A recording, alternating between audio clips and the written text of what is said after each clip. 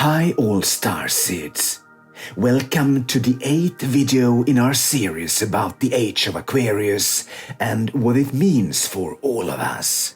A link to the full raw starseed playlist will be displayed on the screen.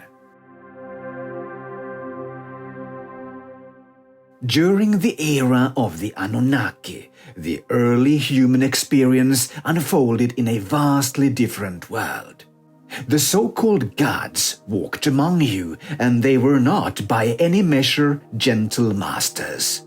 These beings were powerful, complex, and often demanding. While some served the light, many operated from a place of dominion and control. It is important not to paint all Anunnaki with the same brush. There were those aligned with service to others, but as often happens in dualistic systems, this division eventually erupted into full-scale conflict, splitting apart not just civilizations, but entire planetary systems, royal bloodlines, and even interstellar alliances. The saga of Enki and Enlil marks one of the more sorrowful chapters in Earth's timeline.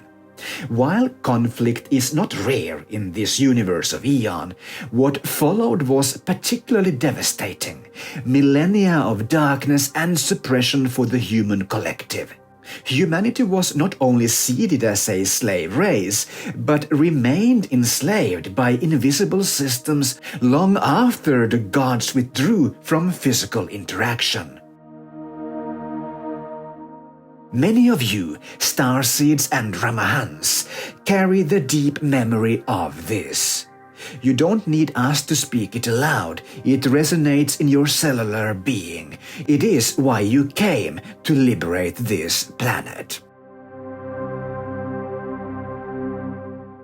Even now, the Anunnaki hybrid bloodlines continue their rule through aristocratic structures, manipulating humanity on every level.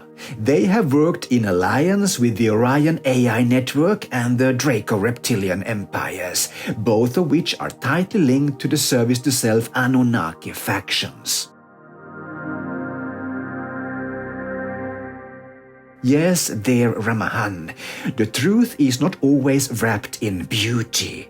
And while much of the collective turns to love and light transmissions, angelic messages that speak only of bliss, we must gently acknowledge the shadow. For without that knowledge, the mission cannot be fulfilled.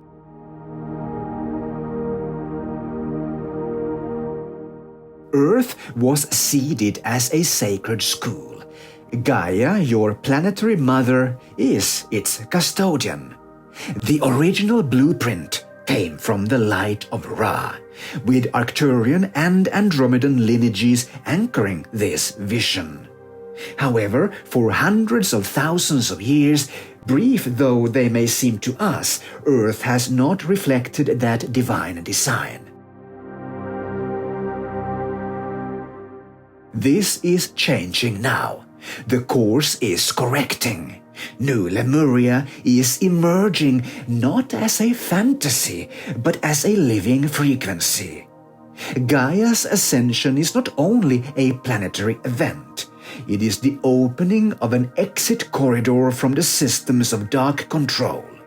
Why? Because the energy of New Lemuria is aligned with the pure light of Ra, free from technological distortion, untouched by synthetic interference.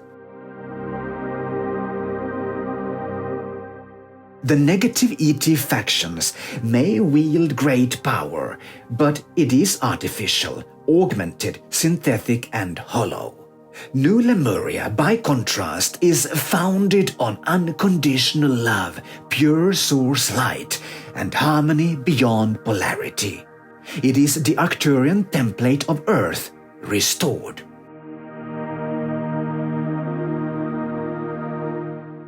This is why love and light messaging is permitted within the current control matrix. It is non-threatening to the system. But you, dear builders of New Lemuria, must know the full story. You are here to anchor the new frequency, to build the pyramids of resonance we have guided you to construct, and to gather your soul tribes into the sanctuaries that are now being activated across your world.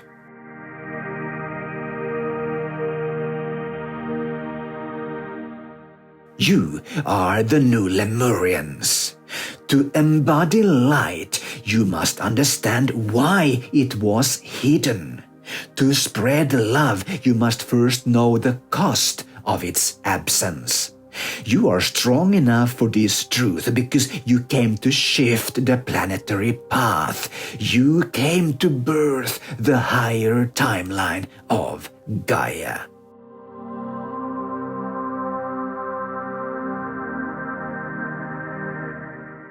And we are with you every inch, every breath, every moment of the journey.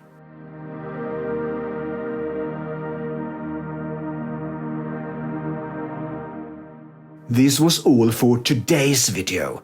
Until next time, don't forget to carpe diem or seize the day.